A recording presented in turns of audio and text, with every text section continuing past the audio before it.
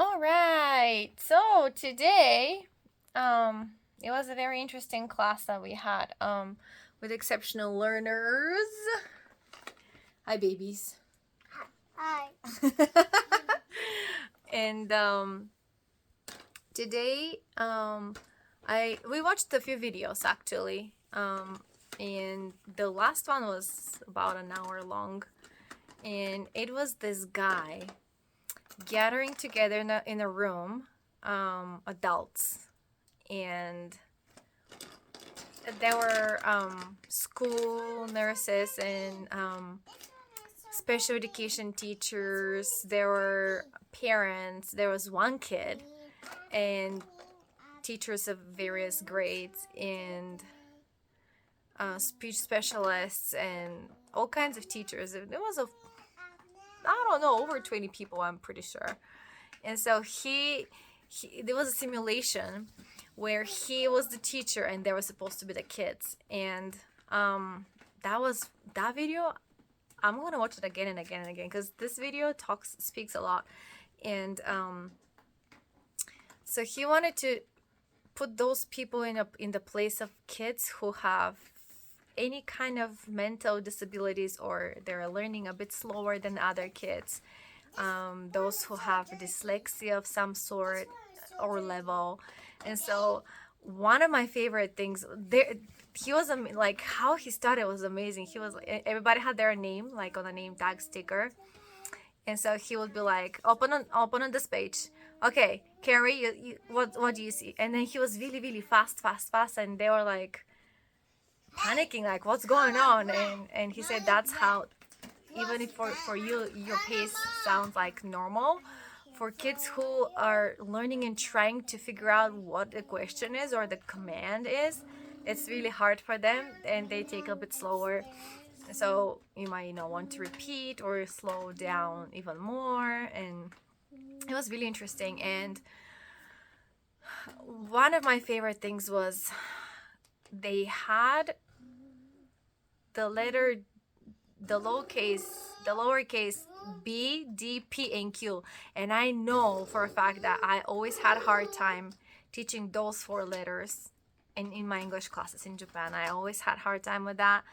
And now I can see how that could be a problem, because even with the native speakers of English, just seeing it in a different shape but the same thing. So his example of that teacher was really interesting. He took his wristwatch and he was like, "What is this?" And everybody was like, "Well, it's a watch."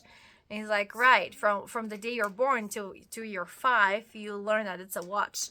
How about if I turn it this way? Is it still a watch?" And they're like, "Yeah." So it doesn't matter how you twist it and turn it, it's a watch. No matter what, it's a watch. And then you go to school and they tell you to forget everything that you knew from until you're 5 and start thinking, oh, so this could be D, and this could be B, and this could be Q, and this could be P, and so that was a very interesting way of seeing things. And so he had a text, and in that text, those 4 letters were shifted up, so you cannot really make much sense. So it takes time to read it, and to make sense of the whole word. And so the people took turns randomly, to read the text, and it took them a while actually to, even they are like professionals, educators, and people who teach. It was hard for them to read it that way, and so he wanted them to be in the place of that kind of kid with that kind of disability. And another one was my favorite. Was he said, "Okay, I'm gonna start. I'm gonna say a sentence, and then the next person I call is gonna continue the story."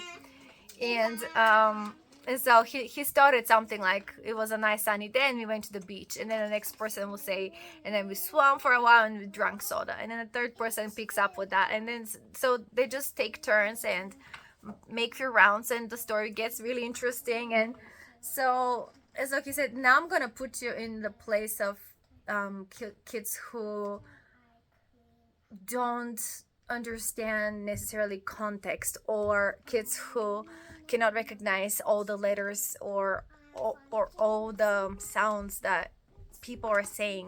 There is all kinds of it's not just dyslexia. There is dyslexia, there is dyscalculia, there's dysgraphia, there's all kinds of this that little kids brains works and has hard time with that we're not aware of. And so we treat it with mocking or asking sarcastic questions and victimizing the children because of their disability to pick up the pace with the others as well.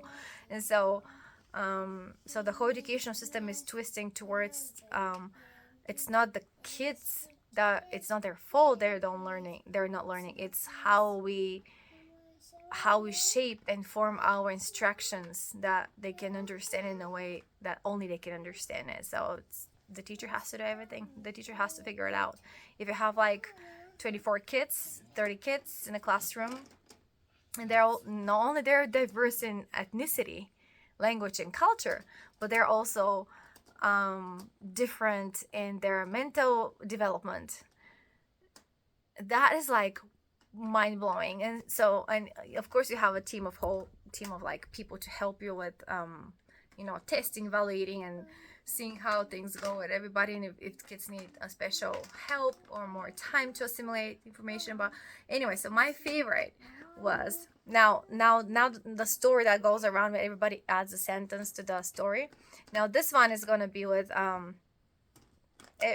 he said, I'll start the story again, and whatever you say next, it cannot have any N into it. You cannot have N in the beginning of the word. It cannot have N in the middle of the word or the end of the word. You cannot have any words with N in it.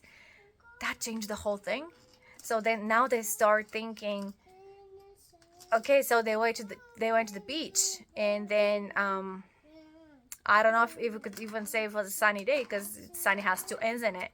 And so they have to start thinking. They start saying the water was cold or hot, or it was wet, or things like that. And so and how the speed, the proceedings, the next person was very careful what they're going to say and how they're going to say, because they had to think really hard to have words that they chose without N in it. And so that was like mind-blowing for me, because I keep forgetting that,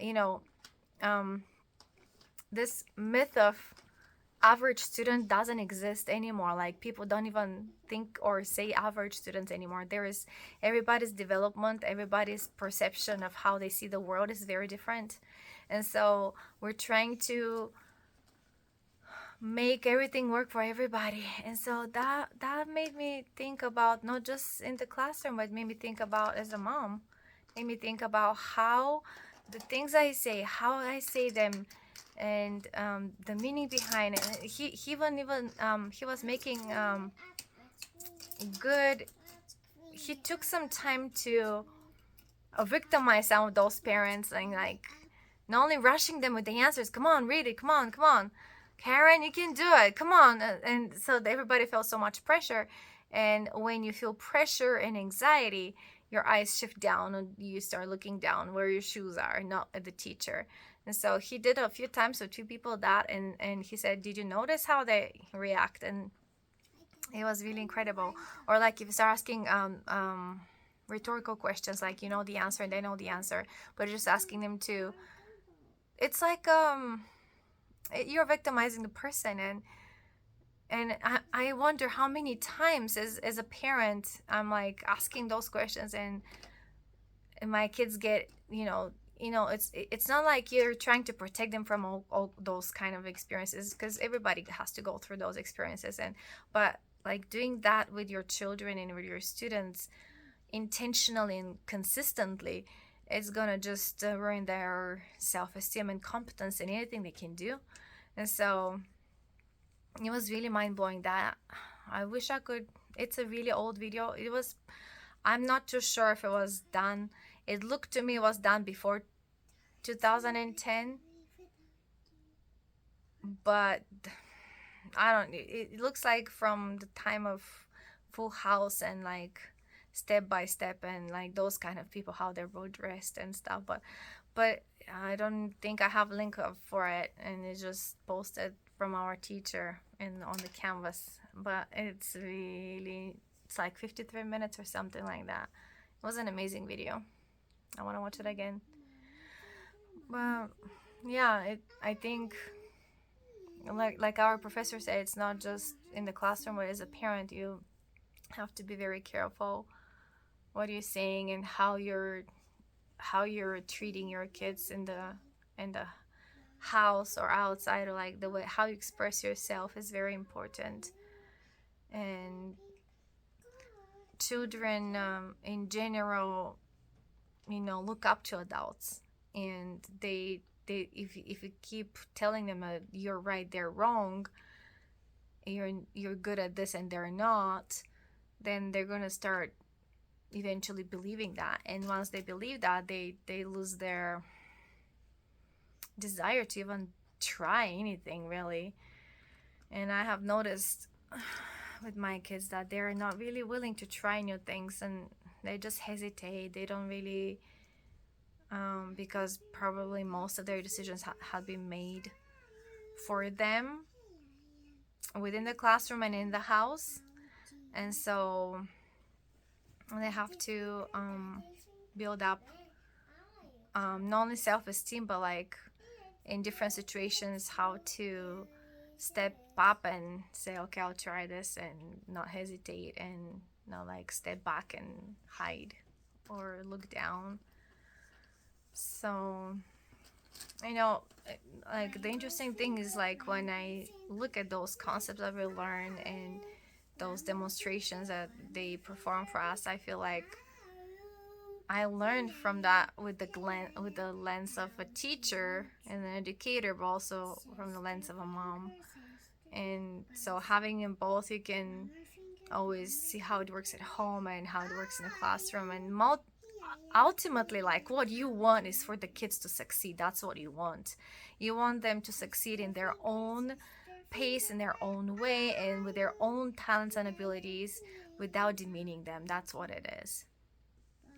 And I wish my kids had a happier mom growing up, a person who had clear vision of the future and not trying to figure her life out at the age of 42. And I know that in the perspective, in gospel perspective, um, and as an eternal perspective, I know that everything that they haven't been given or been restrained from or taken away from, it will be given to them, and there will be nothing lost, no losses at the end, because the Savior makes it up for us all. But and I'm not gonna beat up myself for the past. There's no reason for that. What we can do is just look forward and know that there's always hope. There's always hope for change. There's always hope for getting better at something and improving little by little, step by step. And really, like, as an adult, try to help success in every way, not just the average student.